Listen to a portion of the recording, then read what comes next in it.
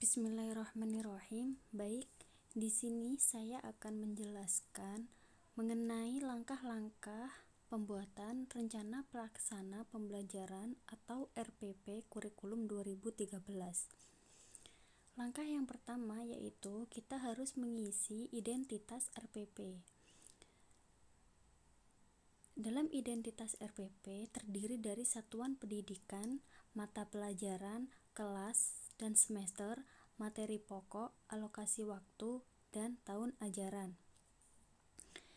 Satuan pendidikan, kita harus menentukan satuan pendidikan yang akan diajar. Dalam satuan pendidikan ini, saya menuliskan SMP Negeri 2 Jenggawah. Dan selanjutnya mata pelajaran. Kita juga harus menentukan mata pelajaran apa yang akan diajarkan. Saya di sini menuliskan mata pelajaran Pendidikan Agama Islam dan Budi Pekerti. Yang selanjutnya yaitu kelas dan semester.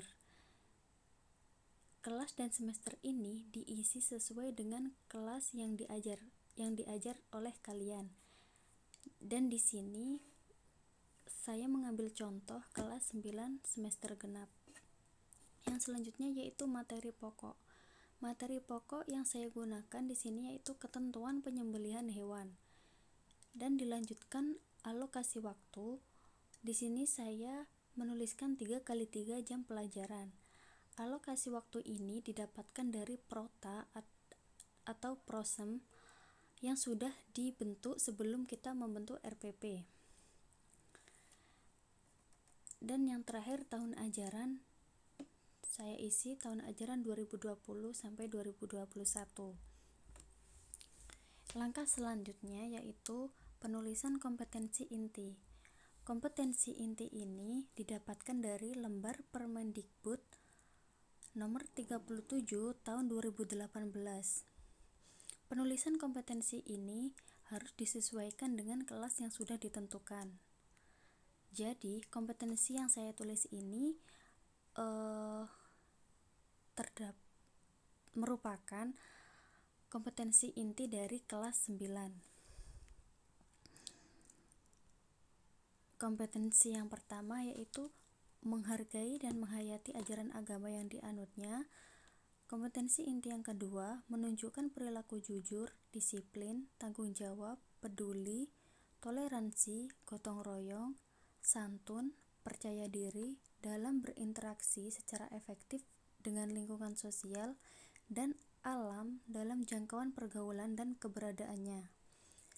KI yang ketiga, memahami dan menerapkan pengetahuan faktual, konseptual, dan prosedural berdasarkan rasa ingin tahunya tentang ilmu pengetahuan, teknologi, seni, budaya terkait fenomena dan kejadian tampak mata. Yang KI keempat yaitu mengolah, menyaji, dan menalar dalam ranah konkret, menggunakan mengurai, merangkai, memodifikasi, dan membuat. Dan ranah abstrak yaitu menulis, membaca, menghitung, menggambar, dan mengarang sesuai dengan yang dipelajari di sekolah dan sumber yang lain sama dalam sudut pandang atau teori.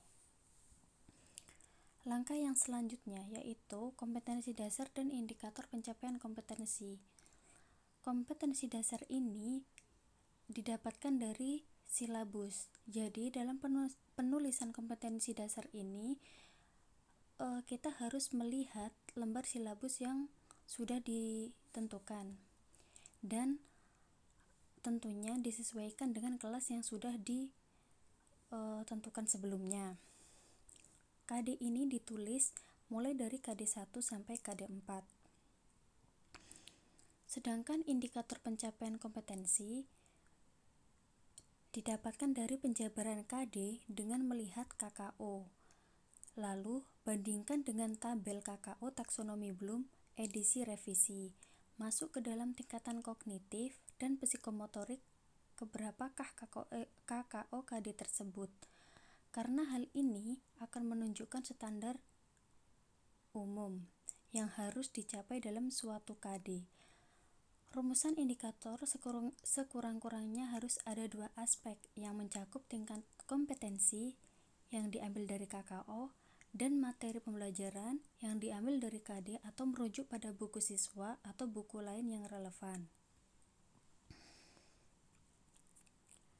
Yang selanjutnya yaitu tujuan pembelajaran.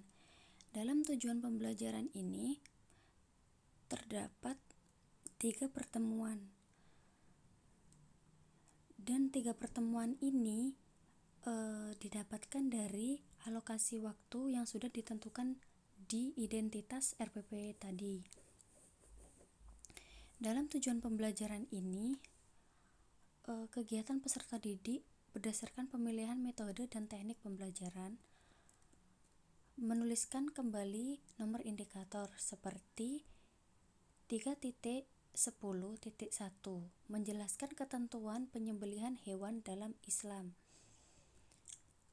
Lalu, kembangkan rumusan tujuan pembelajaran dengan rumus ABCD: A. Audience atau siswa, B. Behavior atau aktivitas, C. Condition atau kondisi, D. Degree atau tingkat keberhasilan. Jadi, tujuan ini harus mencakup rumusan tersebut. Seperti contoh, tujuan pembelajaran setelah mengkaji buku sumber, siswa kelas 9 dapat menjelaskan apa saja ketentuan penyembelihan hewan dalam Islam. Lalu dilanjutkan dengan pertemuan yang kedua dan yang ketiga. Yang selanjutnya yaitu materi pembelajaran.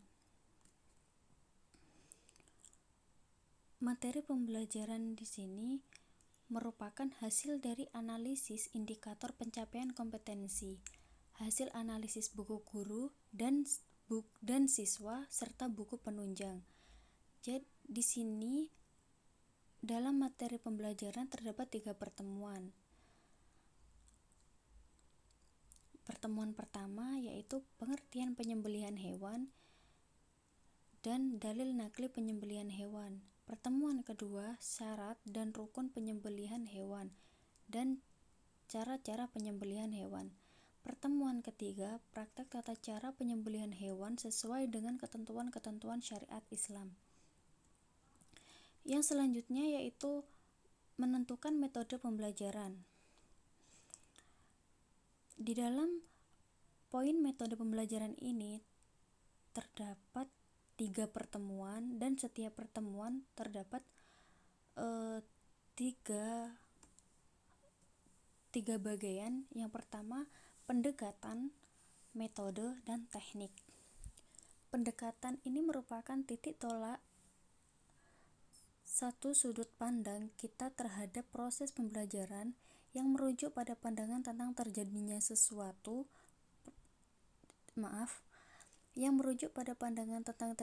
suatu proses yang sifatnya masih umum. Di sini saya mengambil pendekatan student-centered approach.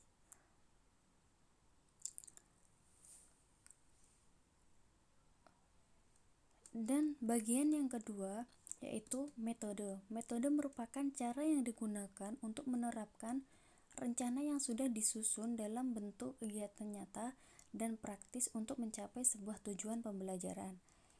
Di sini saya mengambil metode kooperatif. Dan selanjutnya yaitu bagian yang ketiga, teknik. Teknik merupakan cara yang dilakukan oleh guru dalam menerapkan suatu metode yang spesifik. Di sini saya mengambil teknik think, pair, share. Dan dilanjutkan pertemuan kedua dan pertemuan ketiga. Tahapan yang selanjutnya yaitu kita harus menentukan media pembelajaran. Di dalam poin media pembelajaran ini juga terdapat 3 pertemuan.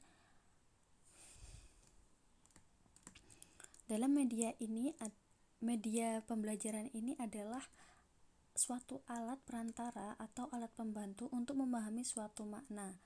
Jadi media pembelajaran ini merupakan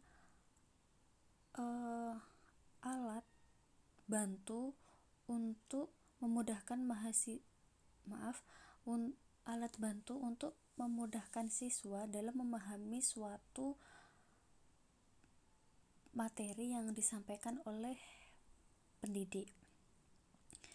Baik, dalam media pembelajaran ini, pertemuan pertama menggunakan media buku sumber tentang ketentuan penyembelihan hewan yang sesuai dengan syariat Islam. Pertemuan kedua menggunakan tayangan video tentang ketentuan penyembelihan hewan yang sesuai dengan syariat Islam. Sedangkan pertemuan yang ketiga menggunakan tayangan video dalam menyempurnakan ketika menerapkan tata cara penyembelihan hewan yang sesuai dengan syariat Islam. Baik, dilanjutkan langkah yang selanjutnya yaitu sumber belajar. Sumber belajar merupakan segala sesuatu yang dijadikan sumber informasi peserta didik untuk belajar sehingga mempermudah peserta didik untuk mencapai tujuan pembelajaran yang diinginkan.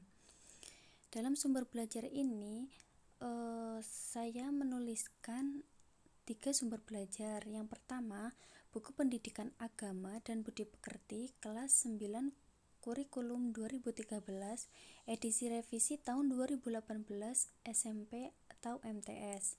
Yang kedua, terjemah fikih wadih, dan yang ketiga, lingkungan sekolah. Dilanjutkan poin yang selanjutnya yaitu langkah-langkah kegiatan pembelajaran.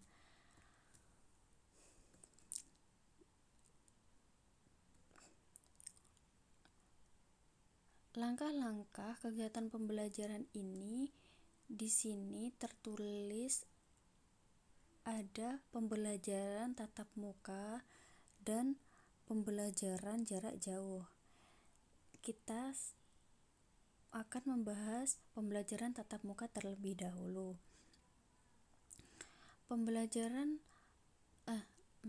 Langkah-langkah kegiatan pembelajaran yaitu dibagi menjadi 3 bagian. Yang pertama, pendahuluan, yang kedua inti, dan yang ketiga penutup. Di dalam bagian pendahuluan kita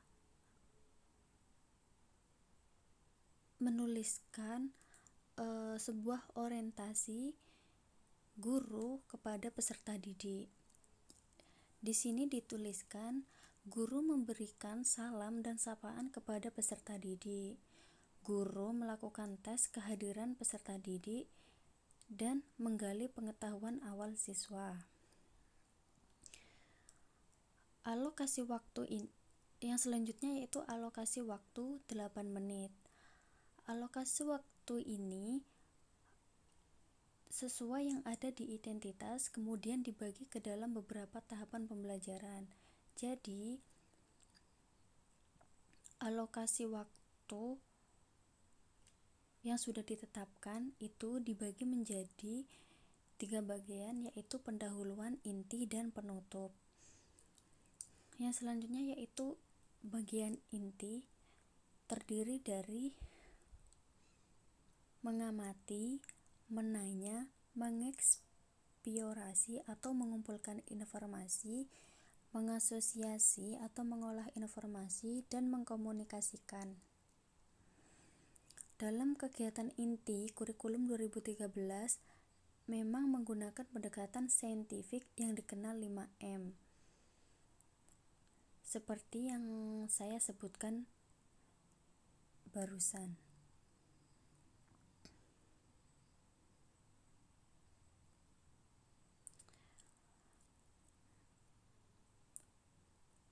Kegiatan inti dari mengamati yaitu guru memberikan penjelasan mengenai ketentuan penyembelihan hewan dalam Islam, dan peserta didik mengamati penjelasan guru mengenai ketentuan penyembelihan hewan dalam Islam. Kegiatan menanya yaitu peserta didik atau guru melakukan tanya jawab mengenai materi ketentuan penyembelihan hewan dalam Islam. Yang selanjutnya mengeksplorasi atau mengumpulkan informasi, yaitu peserta didik mencari contoh tentang hikmah dalam penyembelihan hewan yang sesuai dengan syariat Islam. Yang selanjutnya mengasosiasi atau mengolah informasi. Peserta didik mendiskusikan materi ketentuan penyembelihan hewan dalam Islam dengan kelompoknya, dan peserta didik dianjurkan mengemukakan pendapatnya. Dan yang terakhir mengkomunikasikan. Peserta didik mempresentasikan hasil diskusinya dan guru melakukan tanya jawab mengenai hasil diskusinya tentang materi ketentuan penyembelihan hewan yang sesuai dengan syariat Islam. Dan kegiatan inti ini terdiri dari alokasi waktunya terdiri dari 25 menit. Dan yang terakhir yaitu kegiatan penutup. Kegiatan penutup ini guru menanyakan kembali hal-hal yang sudah dijelaskan dan dipelajari. Guru menyampaikan pesan moral terhadap peserta didik. Guru memberikan tugas atau PR, dan guru memberikan salam atau sapaan sebagai akhir penjelasan. Dalam kegiatan penutup ini, alokasi waktunya terdiri dari 7 menit. Baik, yang selanjutnya yaitu pembelajaran jarak jauh.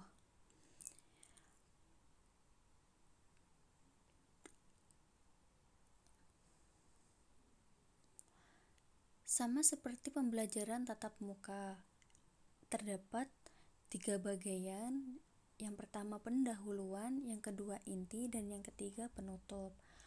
Dalam kegiatan pendahuluan, deskripsi kegiatannya yaitu guru memberikan salam atau berkomunikasi dengan peserta didik melalui grup WhatsApp. Guru mengecek kehadiran peserta didik dengan melihat pesan suara yang sudah dikirim. Guru menjelaskan tujuan pembelajaran atau kompetensi dasar yang akan dicapai. Dan guru menanyakan kembali pengetahuan yang berkaitan dengan materi yang sudah dipelajari sebelumnya. Dalam kegiatan pendahuluan ini, alokasi waktunya ada 8 menit. Yang selanjutnya yaitu tahapan yang kedua, yaitu inti. Dalam kegiatan inti ini terdapat 5 aspek. Yang pertama, mengamati. Dalam mengamati, yaitu peserta didik mencermati video yang sudah disediakan dalam via WhatsApp mengenai materi ketentuan-ketentuan penyembelihan hewan dalam Islam. Yang kedua, menanya. Guru meminta peserta didik untuk menanyakan isi video yang sudah ditonton. Yang selanjutnya mengeksplorasi atau mengumpulkan informasi. Peserta didik memberikan contoh hikmah dan ketentuan penyembelihan hewan yang sesuai dengan syariat Islam. Yang selanjutnya mengasosiasi atau mengolah informasi. Peserta didik melakukan diskusi mengenai materi ketentuan penyembelihan hewan dalam Islam melalui WhatsApp atau daring. Dan yang terakhir mengkomunikasikan. Peserta didik menyajikan hasil diskusi tentang ketentuan penyembelihan hewan dalam Islam melalui WhatsApp group. Alokasi waktu dalam kegiatan inti ini terdiri dari 25 menit. Dan yang terakhir yaitu bagian penutup dengan deskripsi kegiatan, yaitu peserta didik melakukan refleksi melalui grup WhatsApp. Guru memberikan umpan balik terhadap proses dan hasil pembelajaran melalui WhatsApp. Guru memberikan sedikit motivasi terhadap peserta didik dengan adanya pembelajaran jarak jauh. Guru menginformasikan pembelajaran berikutnya melalui WhatsApp, dan guru memberikan salam sebagai akhir dari kegiatan pembelajaran. Alokasi waktu dalam kegiatan penutup ini terdiri dari 7 menit. Yang selanjutnya yaitu langkah-langkah penilaian. Dalam poin penilaian ini terdapat 3 penilaian.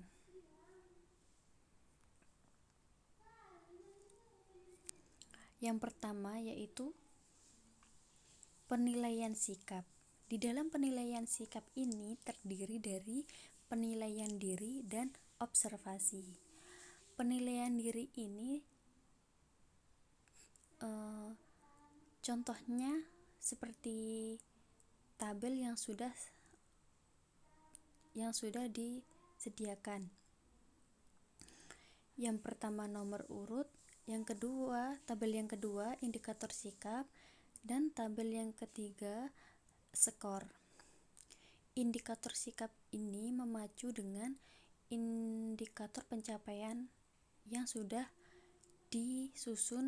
dirumuskan sebelumnya. Dan skor 1, 2, 3, dan 4 itu memiliki keterangan bahwa 1 sama dengan tidak pernah, 2 sama dengan kadang-kadang, 3 sama dengan sering, 4 sama dengan selalu. Yang selanjutnya yaitu observasi.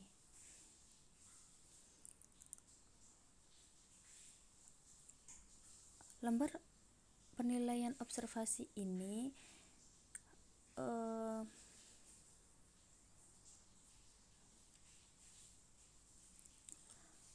aspek yang diamati yaitu menerapkan perilaku jujur, disiplin, tanggung jawab, peduli, gotong royong, kerjasama, toleran, damai, serta santun dalam menyetujui ketentuan penyembelihan hewan yang sesuai dengan syariat Islam, meyakini bahwa ketentuan penyembelihan hewan yang sesuai dengan syariat Islam merupakan perintah agama. Yang ketiga, membiasakan perilaku peduli terhadap lingkungan sebagai implementasi pemahaman ajaran penyembelihan hewan dalam kehidupan sehari-hari. Dan yang terakhir, mempengaruhi orang lain untuk berperilaku peduli terhadap lingkungan sebagai implementasi pemahaman ajaran penyembelihan hewan dalam kehidupan sehari-hari. Dan yang kedua merupakan penilaian pengetahuan atau tes tulis. Jadi dalam penilaian pengetahuan ini kita harus menyusun soal dengan dicantumkan poinnya. Dalam penilaian pengetahuan atau tes tulis, di sini saya menuliskan yang pertama, jelaskan ketentuan penyembelihan hewan yang sesuai dengan syariat Islam. Ada 25 poin. Jelaskan apa saja hikmah yang didapat dalam penyembelihan hewan yang sesuai dengan syariat Islam. Ada 25 poin. Dan yang ketiga, bagaimanakah tata cara membiasakan perilaku peduli terhadap lingkungan sebagai bentuk pemahaman mengenai ajaran penyembelihan hewan dalam kehidupan sehari-hari. Ada 25 poin.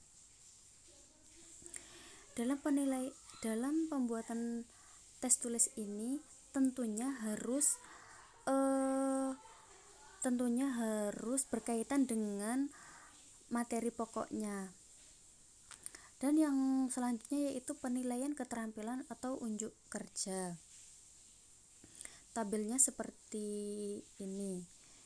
Dengan keterangan aspek yang dinilai, yang pertama menjelaskan ketentuan penyembelihan hewan sesuai syariat Islam. Yang kedua, menjelaskan hikmah dalam penyembelihan hewan yang sesuai dengan syariat Islam. Yang ketiga, menunjukkan tata cara penyembelihan hewan yang sesuai dengan syariat Islam. Yang keempat, menyempurnakan dalam penerapan tata cara penyembelihan hewan yang sesuai dengan syariat Islam. Dengan skor penilaian A tidak bisa, B terbata-bata, C lancar, D sangat lancar. Kriteria penilaian yang pertama yaitu 80 sampai 100 dikatakan baik sekali.